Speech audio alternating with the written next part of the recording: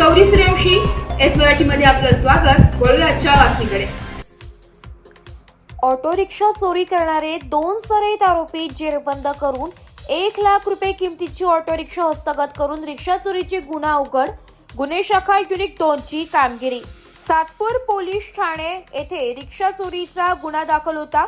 सदर गुन्ह्याचा गुन्हे शाखा युनिट 2 हे समांतर तपास करीत असताना गुन्हे शाखा युनिट 2 चे पोलीस हवालदार सुनील आहेर यांना गोपनीय माहिती मिळाली की 2 इसमे गुन्ह्यातील चोरीची ऑटो रिक्षा MH15 FU 3069 ही पांडवली आणि अंगण हॉटेल जवळ विक्रीसाठी येणार असल्याची माहिती मिळाली.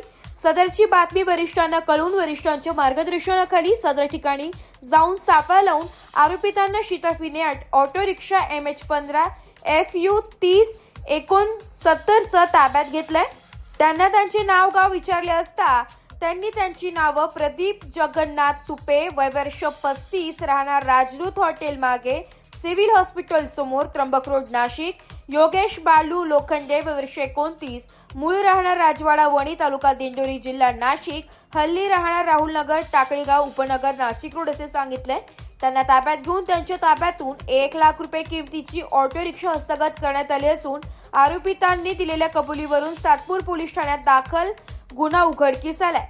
सदरची कामगिरी पोलीस आयुक्त संदीप कर्णिक, पोलीस उपायुक्त प्रशांत बच्चाव, सहाय्यक पोलीस आयुक्त संदीप मिटके यांच्या मार्गदर्शनाखाली गुन्हे शाखा युनिट 2 कडील सहाय्यक पोलीस निरीक्षक हेमंत तोडकर, प्रभारी अधिकारी सहाय्यक पोलीस निरीक्षक डॉक्टर समाधान हिरे, श्रेणी पोलीस उपनिरीक्षक यशवंत बेंडकुळी, सहाय्यक पोलीस उपनिरीक्षक बाळू शेळके, शंकर काळे, विलास गांगुर्डे, पोलीस हवालदार प्रकाश बोडके, चंद्रकांत गवळी, पोलीस अंमलदार प्रवीण वानखेडे अशांनी केलेली आहे.